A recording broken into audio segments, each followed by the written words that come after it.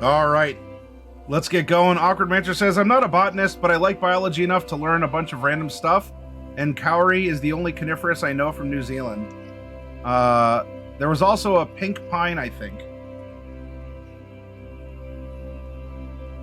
All right, this is it, everyone. We have 4 weeks. We have 4 weeks of world building. I promise to make it interesting. Each of these is only going to be maybe an hour, 2 hours at most, if we have a really sizzling conversation. And I want you to know that as we approach world building, this is going to be interdisciplinary. I want to go through concepts of theology, geology, of economy, of sociology, of biology and ecology, of philosophy.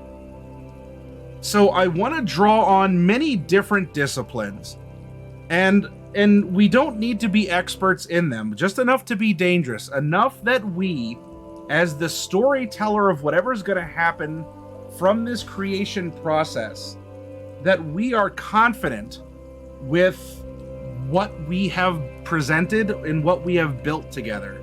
That if we want to have a singular god, maybe twin gods, or an entire pantheon, or none in our world, or parts of our world, okay, please lurk, Awkward Mancer. So while we touch on a lot of different things, my general disclaimer is one, this is conversational, and if you have something that you want to throw out there, or especially, hey, good evening to you, Rip Artist. Especially if maybe I have a concept not exactly correct, but it's something you studied a lot of, or you have a degree in or something, hey, throw that out there. Because now the general disclaimer, I don't want to tell any of you what to think. I just want to get you thinking about how worlds have come about, or can. And in our case, we're building a fantasy world of magic and mystery are part of their history, along with the secret of gummy berry juice. And so all through the forest, they'll sing out in chorus, marching along as their song fills the air. Oh, yeah, to make this lectured and black and white to the point where anyone who doesn't agree with me is some hyperbolic extreme groggy grognard.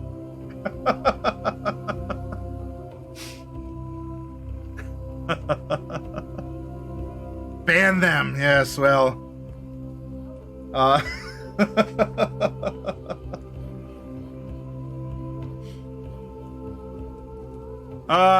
We'll see if it comes to that. But yes, I just want to make sure that people, that you can get ideas to start thinking in different directions for worlds that you may wish to have and build. Now, I have my master's in not a natural science. And even if I get my doctorate, which I'd love to pursue, economics is a science. Maybe it's not a hard science. It's a softer kind of science. But I'd get my doctorate in behavioral economics if I had the time to do so. But my goodness, I'm kind of a busy guy.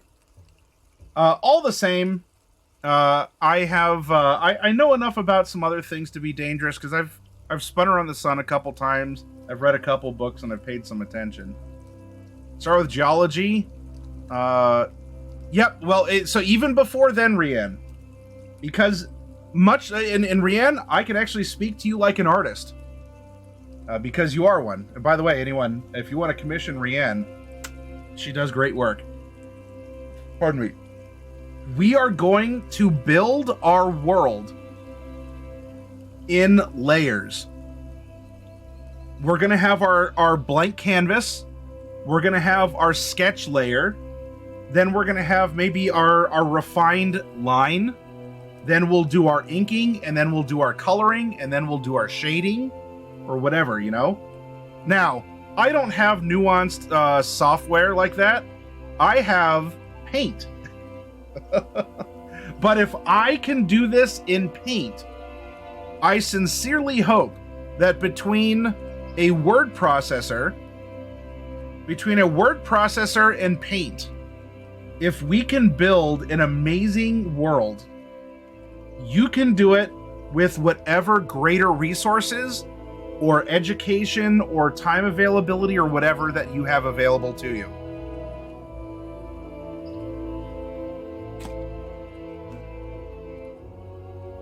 I don't know, Rip.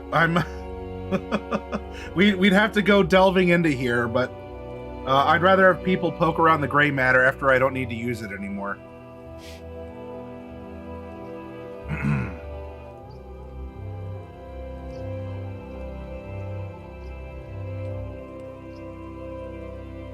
So let's look before anything else. But remember, we have our blank canvas. Before we even have our sketch, we get our pen or we get our stylus or whatever, okay? Before that, in fact, even before a blank canvas, in the void, there was nothing. There was just a monitor that wasn't even turned on yet. Get Krita. Rianne, I don't have the time to learn a new software right now. I think it'd be cool. You know, that would be awesome if I actually had a digital pad here and I could draw with you all and I could practice drawing. I don't get to practice a lot, so I'm not confident in my skill, but I've drawn some things before. Anyway. So in our world, let's understand some ways that we believe our existence came about. Because then we can draw on those, we can draw on those. Drawl with us all? Well, then wouldn't it be drawing with y'all? How do we understand our world? Our cosmology, our creation, our coincidence, or our clockwork? And by understanding these very foundational theories, suspicions, truths, if this is a truth that you've adopted, okay? Then we have set the foundation tonight for building out our world and considering things that the people who are going to live on it are going to have in regards of some sort of theology, you know, some sort of reverence for spirits, a god or several, or how they see this world that we are creating to put them on. So, we'll start with a scientific theory, the Big Bang Theory, okay? It's a guess about how the universe began. Now, this is, if you want to read this is on space.com. It's not a very big article. This is enough to get the gist across. The Big Bang Theory is the leading explanation for how the universe began. Simply put, it says the universe as we know it started with an infinitely hot and dense single point that inflated and stretched, first at unimaginable speeds, and then at a more measurable rate, over the next 13.7 billion years to the still expanding cosmos that we know today. Existing technology doesn't yet allow astronomers to literally peer back at the universe's birth. Much of what we understand about the Big Bang comes from mathematical formulas and models. Astronomers can, however, see the echo of the expansion through a phenomenon known as the cosmic microwave background. While the majority of the astronomical community accepts the theory, there are some theorists who have alternative explanations besides the Big Bang, such as eternal inflation or an oscillating universe.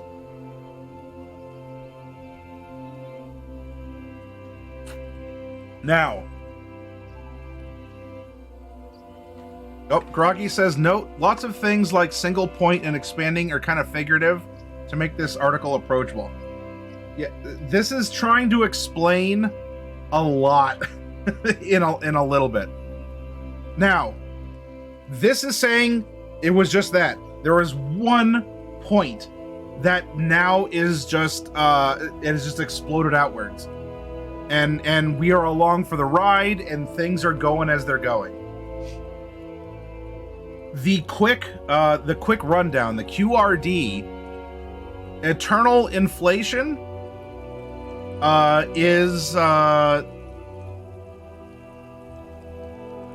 unless I'm mistaking it, that is the universe is going to continue to expand until everything is pulled apart at the atomic level, because everything just gets so spread thin. Right now, even though we're breathing air, we can swim in water. We consider, like, we have rocks and like, oh, that's solid. We're at a point where things haven't stretched so far that has just become nothing. It's been super stretched apart. Now, oscillating into infinity, right? As things just continue to expand and are just like torn apart at the atomic level because it gets so thin. Oscillating is the universe the oscillating as we explode out, and it gets to a point where everything is so stretched thin again that it actually begins to collapse back on itself into a point where everything then will recondense, form another super dense, super massive, or whatever, everything, because it's all pulled together after being blown apart. It comes back together, and then after that's happened and it's reached this critical mass, it'll explode out again. And that means we could be on our 10th. This could be the 10th cycle of 13.7 billion years. This could be the first and only, and this is the one time that we get. It could be the 100th time for all we know. And Groggy says what you're describing is heat death, which is generally agreed upon as eventual. Yeah, and there's a lot of other stuff. The stars our sun's gonna expand and consume us, and it's there's a lot of things that are gonna happen over a long period of time, and we'll get to that. We're actually gonna have a part on our schedule about disasters. Now, what about a cultural approaches to explaining this? A very common one. Here we have this is the King James version of Genesis in the Bible. In the beginning, God created the heaven and the earth. And the earth was without form and void, and darkness was upon the face of the deep. And the Spirit of God moved upon the face of the waters. And God said, "Let there be light," and there was light. And God saw the light, that it was good. And God divided the light from the darkness. And God called the light day, and the darkness he called night. And the evening and the morning were the first day. And God said, "Let there be a firmament in the midst of the waters, and let it divide the waters from the waters." And God made the firmament, and divided the waters which were under the firmament from the waters which were above the firmament. And it was so. And God called the firmament heaven, and the evening and morning were the second day. And God said, "Let the waters under the heaven be gathered together unto one place, and let the dry land appear," and it was so. And God called the dry land earth, and the gathering together of the waters he called the seas. And God saw it was good. And God said, "Let the earth bring forth grass, the herb yielding seed, and the fruit tree yielding fruit after his kind, whose seed is in itself upon the earth. And it was so. And the earth brought forth grass, and herb yielding seed after his kind, and the tree yielding fruit, whose seed was in itself after his kind. And God saw that it was good. And the evening and the morning were the third day. And God said, "Let there be lights in the firmament of the heaven, to divide the day from the night, and let them be for signs, and for seasons, and for days and years. And let them be for lights in the firmament of the heaven, to give light upon the earth." And it was so. And God made two great lights, the greater light to rule the day, and the lesser light to rule the night. He made the stars also. And God set them in the firmament for the heaven to give light upon the earth, and to rule over the day and over the night, and to divide the light from the darkness. And God saw that it was good. And the evening and the morning were the fourth day. And God said, "Let the waters bring forth abundantly the moving creature that hath life, and fowl that may fly above the earth in the open firmament of heaven." And God created great whales, and every living creature that moveth, which the waters brought forth abundantly after their kind, and every winged fowl after his kind. And God saw that it was good. And God blessed them, saying, "Be fruitful and multiply, and fill the waters in the seas, and let fowl multiply the earth." And the evening and the morning were the fifth day. And God said, "Let the earth bring forth the living creature after his kind, cattle and creeping thing, and beast of the earth after his kind." And it was so. And God made the beast of the earth after his kind, and cattle after their kind, and everything that creepeth upon the earth after his kind. And God saw that it was good. And God said, "Let us make man in our image, after our likeness, and let them have dominion over the fish of the sea, over the fowl of the air, and over the cattle, and over all the earth, and over every creeping thing that creepeth upon the earth." So God created man in his own image. In the image of God created he him. Male and female created he them. And God blessed them. And God said unto them, "Be fruitful and multiply, and replenish the earth, and subdue it, and have dominion over the fish of the sea, and over the fowl of the air, and over every living thing that moveth upon the earth." And God said, "Behold, I have given you every herb bearing seed, which is upon the face of all the earth, and every tree, in which is the fruit of a tree yielding seed. To you it shall be for meat. And to every beast of the earth, and to every fowl of the air, and to everything that creepeth upon the earth, wherein there is life, I have given every green herb for meat." And it was so. And God saw everything that he had made, and behold, it was very good. And the evening and the morning were the sixth day. Now, I don't need to continue here, but we can see this is a very common creation story.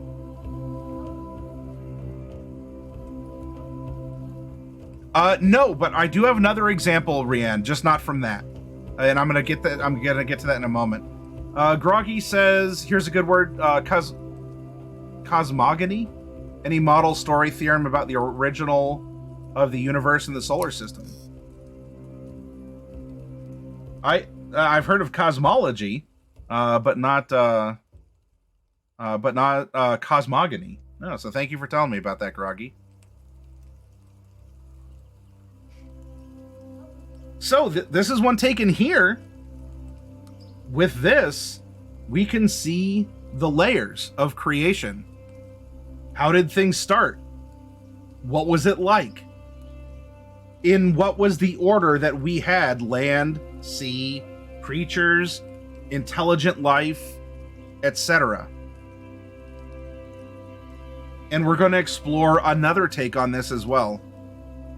Groggy says, Hindu creation, darkness there was at first, by darkness hidden, without distinctive marks, this all was water, that which becoming by the void was covered, that one by force of heat came into being. Who really knows? Who will here proclaim it? Whence was it produced? Whence is this creation? Gods came afterwards with the creation of this universe. who then knows whence it has arisen. Whether God's will created it, or whether he was mute, perhaps it formed itself, or perhaps it did not. Only he is its overseen in highest heaven knows. Only he knows, or perhaps he does not know. Now, the other example of a creation story, a creation myth, a belief, is that of the dream time. And this is out of the Aborigines of Australia. And, oh, you know what? I forgot real quick. If you all did want to read what I just had read to you, I mean, if you don't have your own Bible, you can read it there. And this article here, let me link over to you all as well.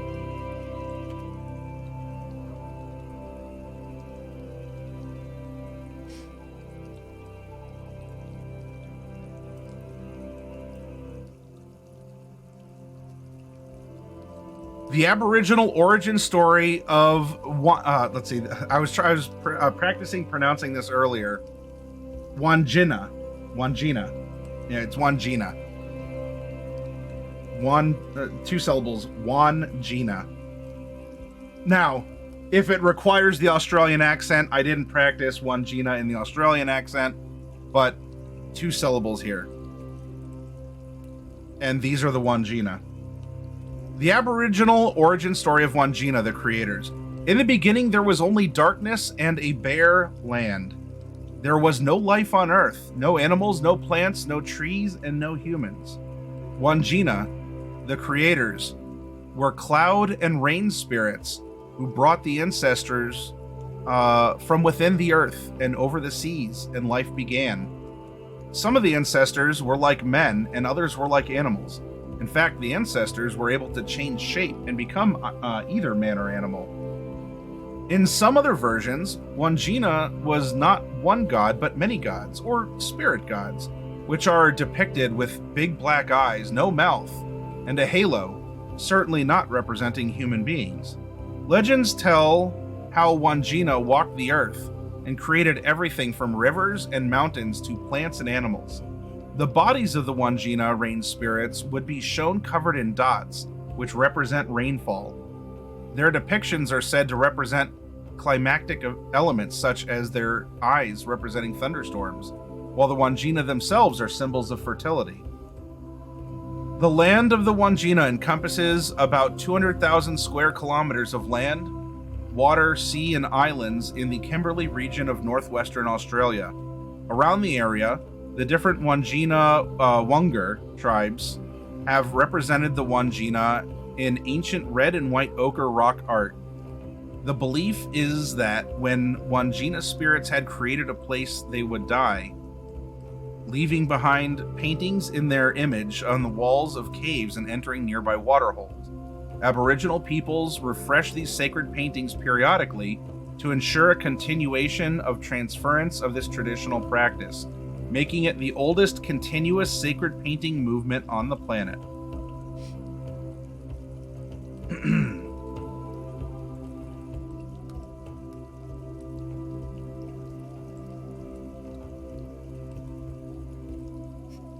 Yep, there absolutely is, Groggy, and there are so many from different peoples around this world that we know. And and also, hi, IMW, thank you for joining us. And I'd urge you all, I mean, not only just to get an understanding of our world, but to use that to spark a creation of your own. If that's something that you would like to introduce to the people of your world, or your take on the people of another fantasy world that you want to have as your setting.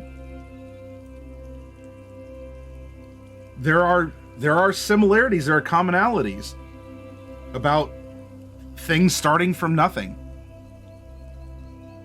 In how perhaps there's differences that in how the layers of things have been made. You know, are we of the clay? Are we of the sea? Are we of the sky? Did we just appear? And so I'd urge you to read about it, you know, have an interesting time with it. because that might go on to inspire you to think about things differently, just in your life, and maybe how you want to build a world. And I have done this too. And so let's go from a scientific theory to theological theories. And now, if you all are ready, I want to share my creation myth that I created for my personal world. In all its wonderful, maybe it's cool, maybe it's cringy, maybe it's a little bit of both. You know, we get a nice yin-yang balance of it. But through my life, I've gone through the cycle of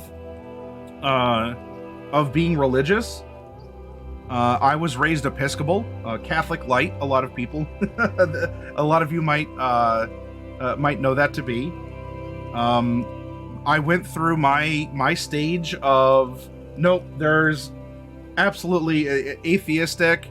I am, duh. That's stupid. Why do people do this? It's all about manipulation and corruption and everything. And then when I went to undergrad, I really saw so many different people from different parts of the world, different beliefs, and yet there was still a commonality among them all. And my views went from edgy teen atheist to seeking agnostic. There's something there. And maybe I can find a commonality. I can find a common root. I can find, I can look at these different things and not just reject them, but say, all right, where are they overlapping enough that there's actually, that there is a central point? Will all of these different faiths and things that happen in all of these worlds, can they find some area? Like I'm making a spirit bomb in Dragon Ball. Lend me your energy, everyone. Well, Miar, thank you very much. The person who was my RA in the dorms, a wonderful man, and he and his family were living there while he was getting his doctorate in math. Abdul Baset Abdullah, I believe was his name. Very kind, and he would invite me over to, because his RA apartment took up like half the hall, and he'd invite me in, and we would sit and talk. He would make tea, and he had two little daughters there, and they would help me count to 10 in Arabic. And so just, speaking with him, of course, he was Islamic, and it was interesting getting a perspective there. I was a part of the International Student Union, and there's so much there that I said, maybe there's something more. And it was also while I was in undergrad that I really started playing D&D. It was 3rd edition, just came out. Not even 3.5 yet. It was 3rd edition. And I said, you know what? I really like this. And it is customary in this hobby for you to have a blank template, a tabula rasa, a blank slate, to create a world, to create ideas, scenarios that are fantastic and fictional, might touch on things that you've experienced in real life. You could use it for reflection, escapism, a way to walk a mile in someone else's shoes. It was really cool, and that's what really attracted me to the hobby of roleplay. So I said, all right, if I'm going to create a world that I want to run, how's it going to operate? Because I would like a theology. I would like an origin story. Can I try my hand at this? I spent so much time when I was a teenager, going, this is dumb, this is stupid. Could I do better? Could I? It's easy to tear something down. It's hard to build something. So I gave it a try. And when I started running, I was playing. I was playing in undergrad. And it wasn't until after I graduated and I'd already been going down to the store and all that was going on, that I decided, nope, I'm going to step up and I want to be a DM, and I've gotten enough experience. Let's see if I can put something together. Now, in the days before Discord and such, there was something called pro boards. There was a forum, and I have such a forum. And so I thought, all right, what would be my take? What would be kind of my common creation story? What would be my creation myth? What would be what the people of this world more or less agree upon as the forces of nature, of law, chaos, good and evil, etc., which are mechanical concepts in D&D, but maybe universal ones too. And so this is what I put together. Now, if this is cringy, you go, well, yep, that's definitely a first attempt. That's fine. You know what? This is a part of my history of becoming a storyteller and a DM. I haven't changed this, and you know what? It is what it is. So let's see. Before man walked upon Velos, before the secrets of steel were unlocked, before the mysterious forces in nature had been tapped for their magical properties, before law and chaos, before good and evil, before the continents and oceans, before the moon and stars, before time, before existence as we can ever hope to ponder, there existed the All-God. The All-God embodied all that there was, is, and ever will be, for in him all things simply were. There came a time when the All-God grew weary of existence as a single entity. What would come of it? It was then that the All-God issued forth from himself the void of creation. So it was made to be by his word. For a time it was good. There was still nothingness, despite nothingness being more than what had been before. Once more, the All-God drew out a fraction of himself and cast it into the void. Physical matter filled the space with all manner of substance. Soon after, the stars were born and the void filled with holy light. Truly, he is the great creator. The All-God was pleased. His work glowed with internal light. Oh. It became strong. The powers of creation had continued to build. Soon it was quite large.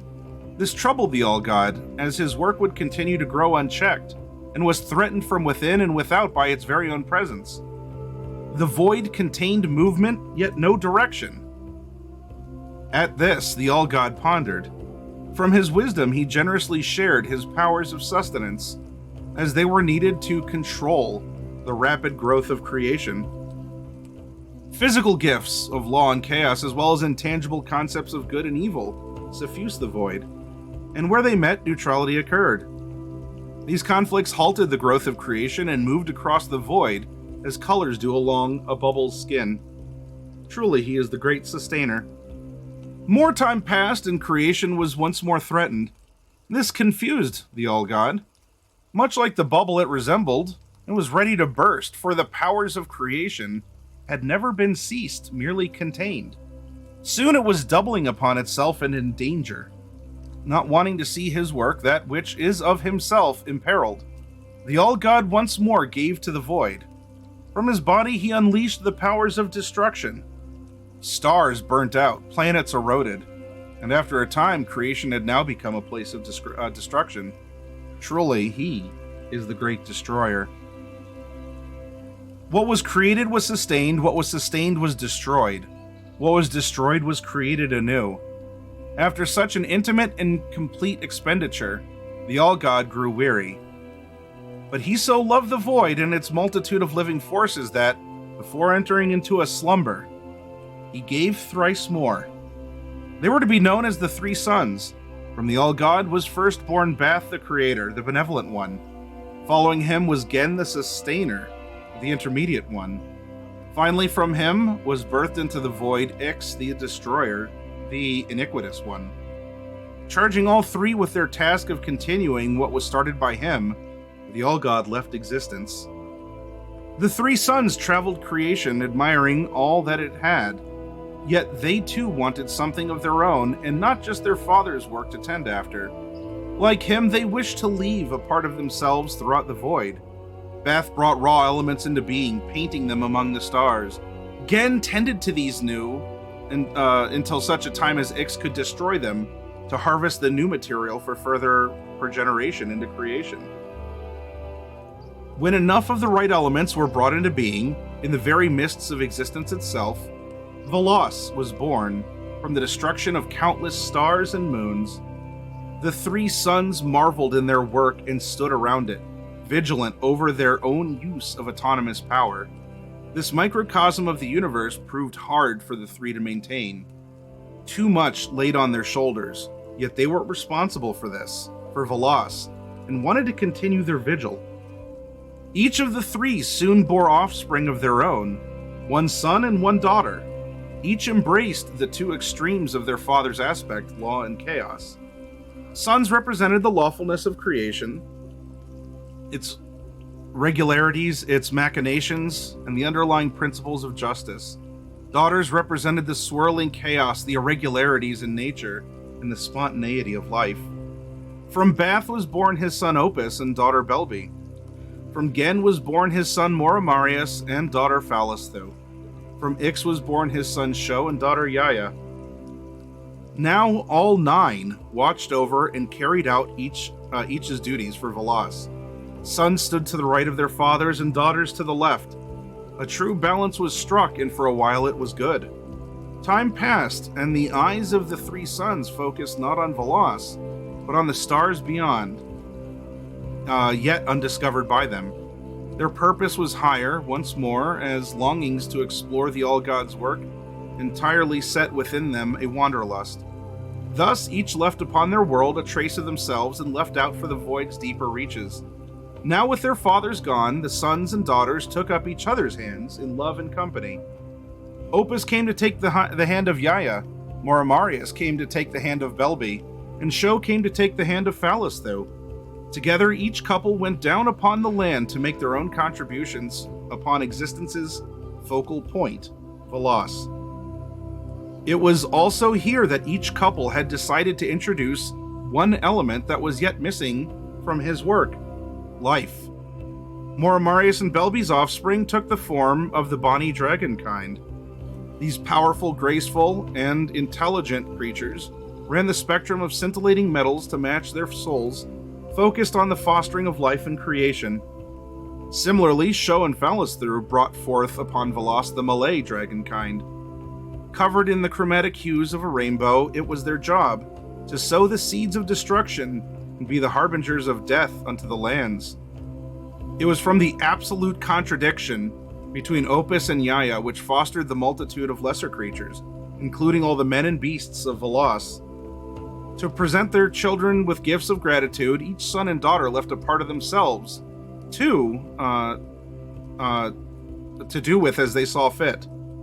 Thereafter, they too escaped into the void of creation. The lingering grace of Bath gave life powers such as self-creation and healing. Bath's son Opus gave life powers such as justice, civility, and retribution. Bath's daughter Belby gave life the powers of beauty, love, and luck. The lingering grace of Gen gave life powers such as self-sustenance and replenishing processes. Gen's son Moramarius gave life powers over magic arcana. Gen's daughter Phallusthu gave life the power of nature. The lingering grace of Ix gave life powers such as self-destruction and death. Ix's son Sho gave life powers such as vengeance, brutality, and discrimination. Ix's daughter Yaya gave life powers such as hate, deceit, and disease. Now left to its own devices as granted by the powers that be, life had truly begun in the void. This left the slumbering All-God to not only the great creator, the great sustainer, and the great destroyer, but also the great grandfather. Now it is our chance as his great-grandchildren to maintain the vigil over Veloz, to foster its continued existence until that time he comes again. May the Decagon watch over all of us in our stewardship of creation.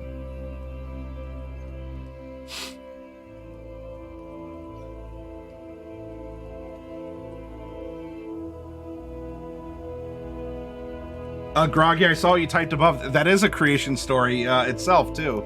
Very interesting. Now, you all might go, okay, I get it.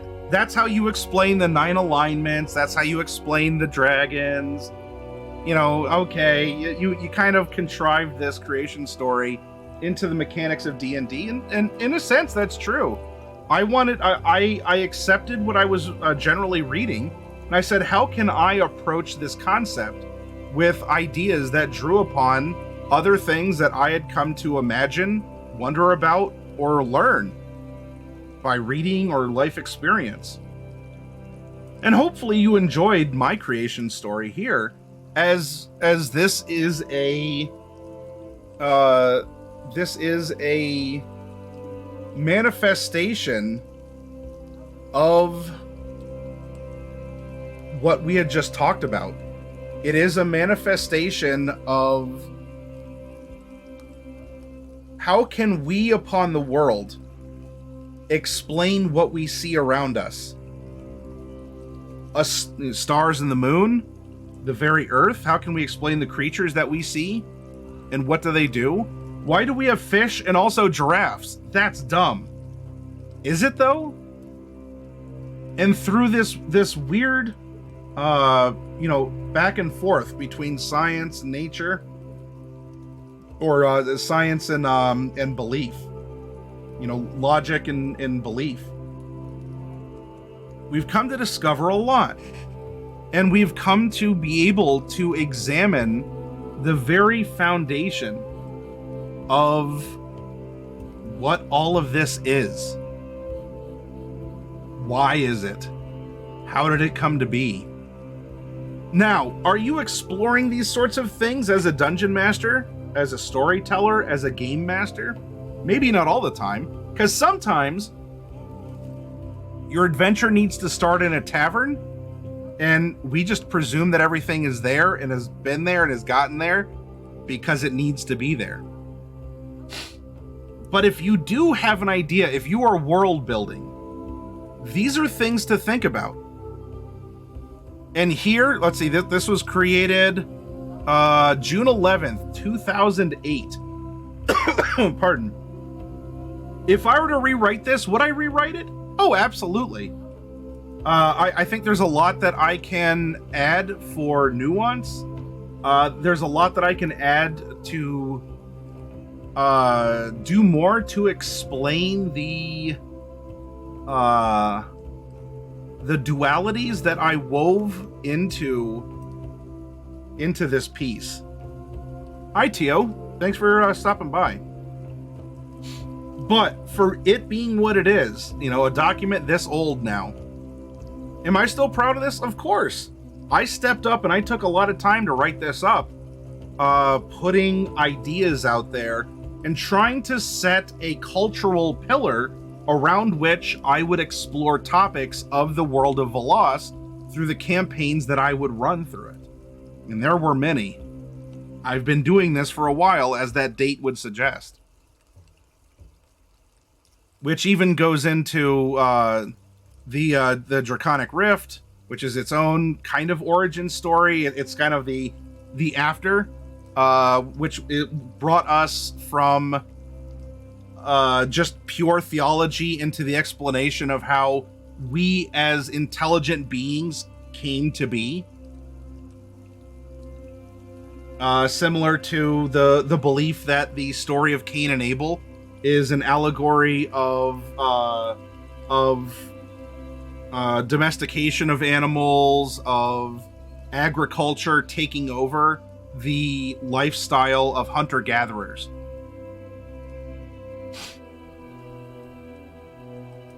And there's a lot that over the years that I had chronicled and had gone through, and I had kept on this pro board. So it's here, and it's fun delving back into it now and again, for all the unique notes. And I asked my players to keep player journals of the things that they did, and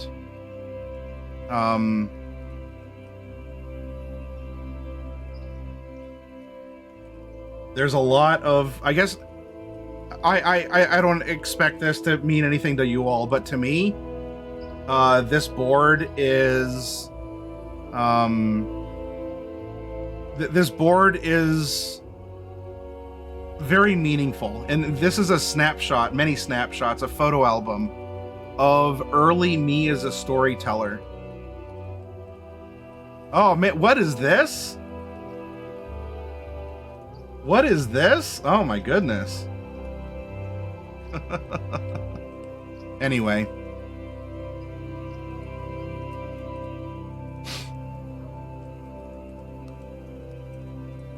One last part of the creation process that will finish, again, all of the, if you want to call them lectures, all of the topics that I want to put forward for these nights maybe are an hour, 2 hours if we want to be sassy about it long. I don't want any of these to be super intense. I'm not here, teaching you some associate's degree level education. I want to touch on things to get us to think and to get us to make these decisions in how we want to create the world we're going to create here, but maybe how you want to create or view or filter or refine any worlds that you have developed. And we're going to go into some philosophy now. We've touched on cosmology. Oh, and we're getting rated.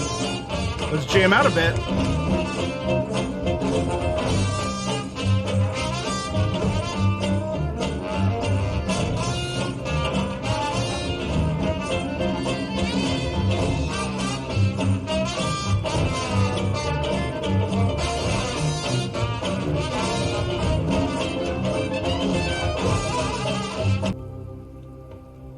Thank you very much, Obsidian Cyrix, for coming over in your raid. And oh yeah, oh, you got a double Glublin even. She will not. Thank you. Let's give a shout out to Obsidian Cyrix.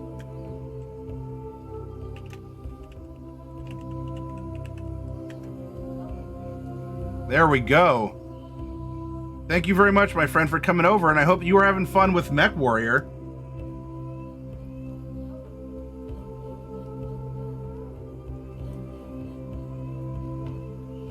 Yeah, thank you for being here. So let's bring up a philosophical, another philosophical take. Because we can keep things purely in the realm of science. Everything was super hot and dense, and then suddenly this happened, and now everything looks like this up above, and we're just dealing with it. There's no will, there's no rhyme or reason. It's just an explosion. Or everything has been meticulously cultivated by the hand of a god or gods for the express purpose of a will, of a desire, of something, of a guiding hand. Now, there is this Clockwork universe, which can be seen as maybe a middle ground. In the history of science, let me share this as well. Now, this is on Wikipedia. Always take Wikipedia. This is never a primary source.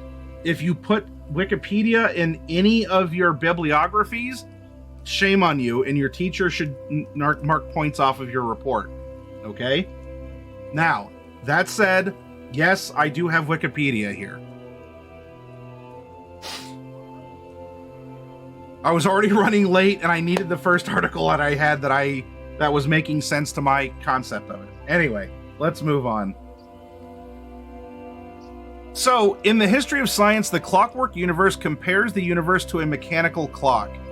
It continues ticking along as a perfect machine, with its gears governed by the laws of physics, making every aspect of the machine predictable. This idea was very popular among deists during the Enlightenment, when Isaac Newton derived his laws of motion and showed that alongside the law of universal gravitation, they would predict the behavior of both terrestrial objects and the solar system. A similar concept goes back to John of Sacrobosco's early 13th century introduction to astronomy on the sphere of the world. In this widely popular medieval text, Sacrobosco spoke of the universe as the machina mundi, the machine of the world, suggesting that the reported eclipse of the sun at the crucifixion of Jesus was a disturbance of the order of that machine. Responding to Gottfried Leibniz, a prominent supporter of the theory, in the Leibniz-Clark correspondence, Samuel Clarke wrote, "The notion of the world's being a great machine, going on without the interposition of God, as a clock continues to go without the assistance of a clockmaker, is the notion of materialism and fate, and tends, under pretense of God making a supra-mundane intelligence, to exclude providence and God's government in reality out of the world." In 2009, artist Tim Wetherill created a large wall piece for Questacon, the Natural Science and Technology Centre in Canberra, Australia, representing the concept of the Clockwork universe. This steel artwork contains moving gears, a working clock, and a movie of the Lunar Terminator. See also mechanical philosophy, determinism, eternalism, orrery, philosophy of space and time, superdeterminism.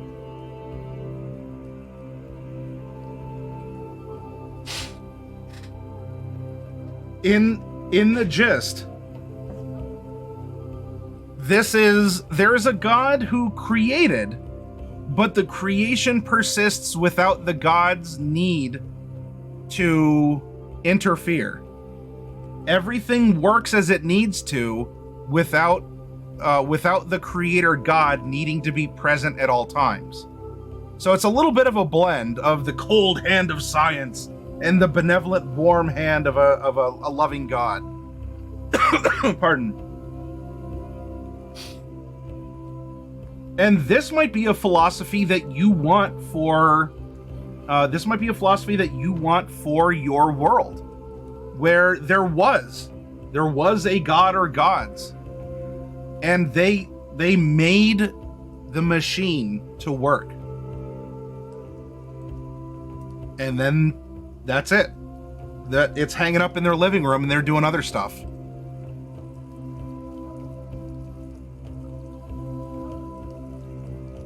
I don't know enough about the intimate details of that setting to be able to tell you, Rian. I'm sorry.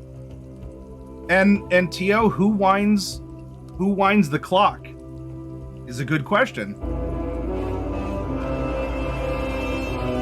Caught you peeking, dummy worm. Thank you for coming in. Thank you for the follow. We are just that much more closer to a Tiamat giveaway now that Dummy Worm has joined us. So this could be the philosophy of one or some or all of the cultures in your fantasy world. They fully do believe, yes, there is a god or gods. However, that god or gods are not actively present. Now, for Tio asking who winds the clock, well, if it needs winding, perhaps only the god is capable of it. Or the machine is somehow capable of winding itself, because it is a fantastic machine. That could be the interesting thing to bring up in the world. If you're setting up a setting, a culture, a heritage, or even a new movement among the old thinkers, that is the seed of adventure right there, Tio. Who winds the clock? Survival says pan-dimensional mice. Heretic says the disc sits on the back of 4 gigantic elephants who stand on the shell of a gigantic turtle. Yeah. If only I could get a cool animated GIF of that, right? Yeah, or in some weird irony, it's up to us. It's up to us as the gears in the machine to wind ourselves, otherwise we will not perpetuate. Right? We are the experiment. Can we keep ourselves going? Because if not, we're over. We're junk. We're no longer working or functional. We have no use. We have no purpose. And everything just stops. So how you see if there is a god or gods in this concept you're building for your world, those are the 3 things to think about. Was it just a coincidence? Like there is no will, there is no hand of God, there is no direction. Everything just exploded, and it's a glorious mess of chaos and everything happening everywhere all the time. Things are expanding eternally, going the speed of light, and it is just it is a baffling shotgun blast of elements. Or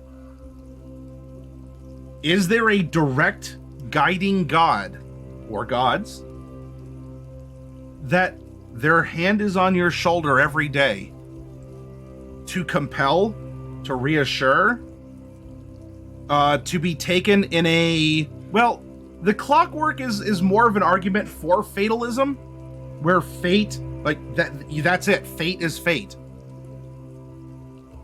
Or for free will. Because fate versus free will is another concept, but that's something we can get to when we start making intelligent species and working on giving them these ideas.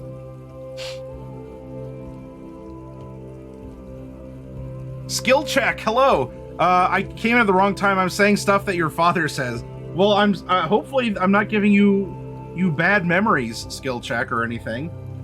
I want this to be a fun and conversational approach to world building.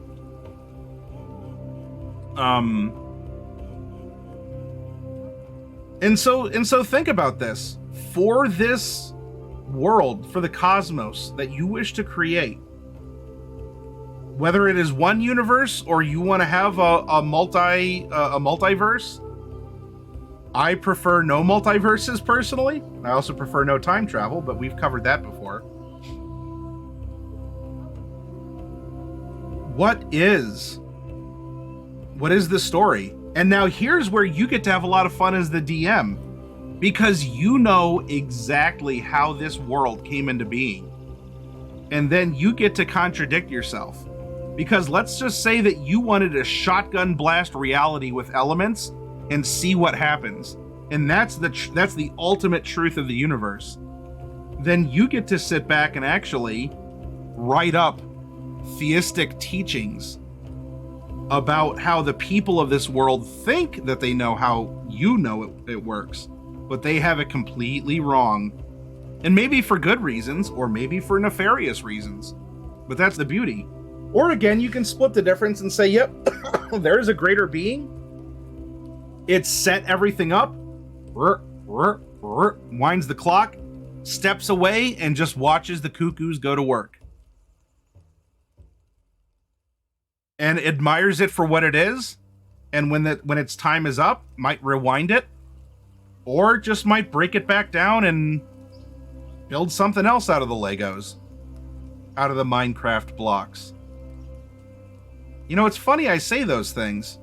Legos and Minecraft are two very, very popular things with people. Building forts, you know, pillow forts. Just building and creating in general. We as human beings, almost regardless of where we live and what our beliefs and cultures are, have an affinity for building, for creating. Physically, yes, and also stories. We've seen that here in the Dreamtime. We've seen that here with the King James Bible. We've even seen that with what have we done with the random scatter of elements that we were fortunate enough to get composing our planet. And so maybe there is something to a notion similar to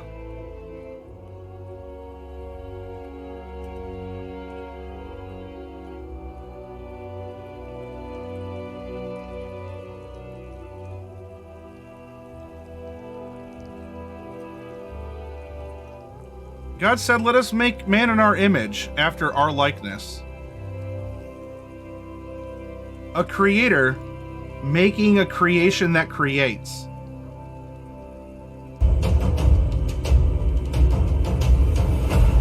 Here we go. Break it down, everyone.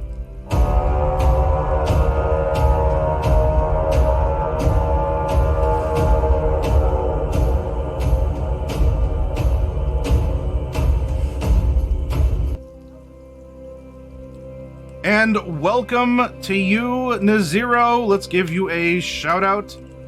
Gaming Zeta _ Naziro.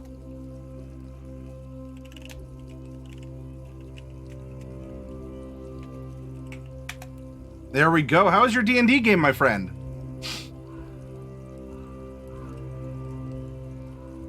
Yeah, you're welcome to share, Tio. Thank you, Osric, for that. No time travel, so you won't be doing the Terminator TTRPG on the channel then? Sorry, Australis. I mean, I might. I do not like time travel as a story device. Not if it's supposed to be serious. If it's comical stuff, or even just like it's for whatever poops and ha-has, like Back to the Future, I'm fine. It's a popcorn movie. It doesn't mean anything. But man, if multi-dimensions and time travel aren't an abused way to try and cover up for poor writing.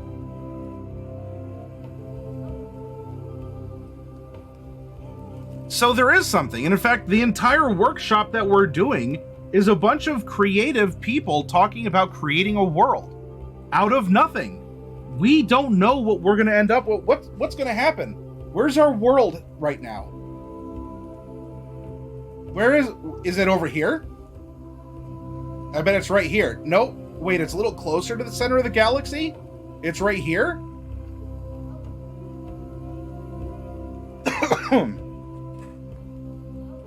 But we are drawn to this. We are creators and storytellers. We are the spirits, the gods, the mini-gods, if you wish. The things that we can do, we can move mountains. Either by moving a mountain or by describing a scenario in which a mountain moves. We have this power to physically or to intangibly, to conceptually move mountains, to bring about life, to modify it and play with it, to extinguish it. We are creatures of building.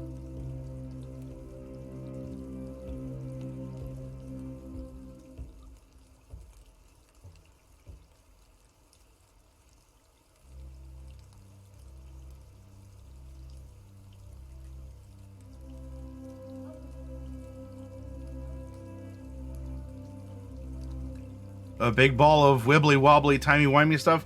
Yeah, again, if it's not supposed to be serious, I'll take it as just part of the presentation. But if it's trying to be a serious thing, then I can't. That's a me thing, though. If y'all like time travel or you like multi-dimensional stuff, if you can find that there are actual stakes in the story, then you have done something that I cannot, and I want you to appreciate it.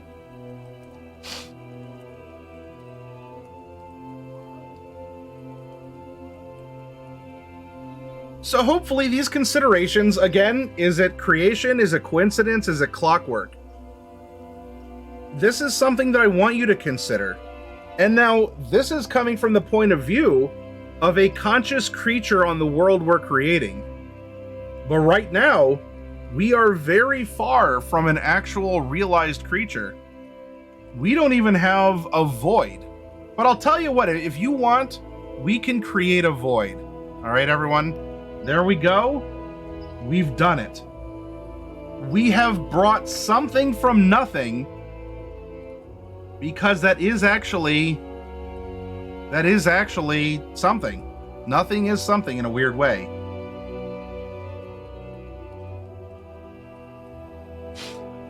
Now, our next time together, we're going to talk about creating a universe, galaxy, and a solar system. Then, more specifically, creating our proto-world and its moon, moons, ring, or rings, or some combination thereof.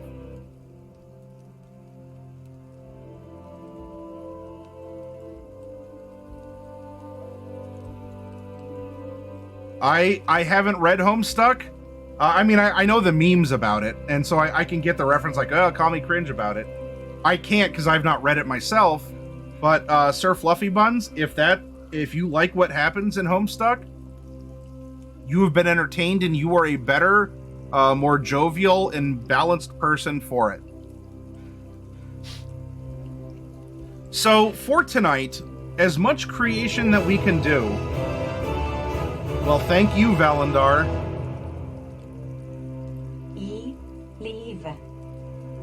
Leave. Welcome to you, my friend. Right now, this is as much as I can give you. And I want this to actually be our start before we get to stuff like this.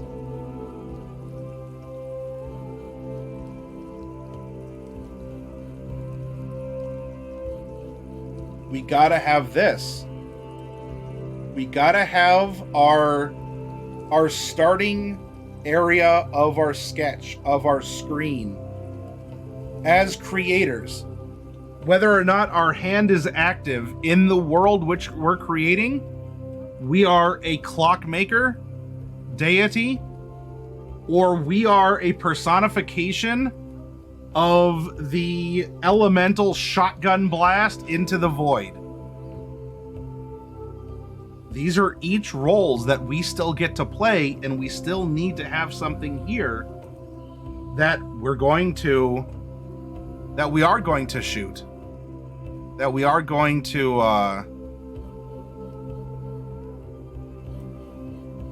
pow, pow.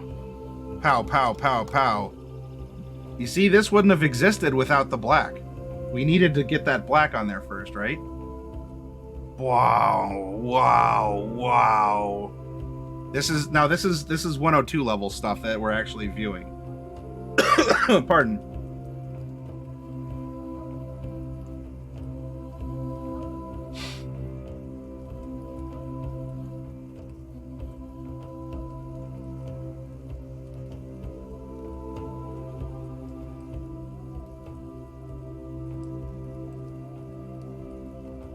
Yeah, I don't know, Valandar. It's I still find it a way to lose interest and stakes in the story, even with that. So, it's just not for me. I enjoyed Endgame, but I felt betrayed by it. Australia says, I'm actually waiting for Mongoose to release their World Builder's Handbook for Traveler next month. Oh. Then when they do, if you're reading that, I would love to hear about your take, or maybe the stuff that we've discussed in this series of workshops might be expanded upon it, or at least touched upon. Oh no, so I guess Endgame is the more like common reference, but again, even in comics, literature, whatever, live action movies, it's just not for me. I'm just gonna admit it straight out there. Gotcha. You want multiple dimensions. You want to exist in 10 different places. You want to go back in time. Cool, but I'm not going to participate in it. I can't get invested in you when nothing matters, ultimately. I'm not a nihilist. I refuse to give in to that. Hot take alert. Wah, wah, wah. Actually, I even think I have something for that. Hold on a moment. Let me see if I can find that here. I saw this when I was looking for,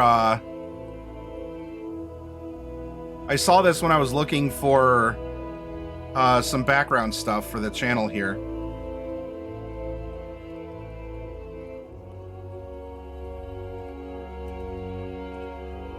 Alert.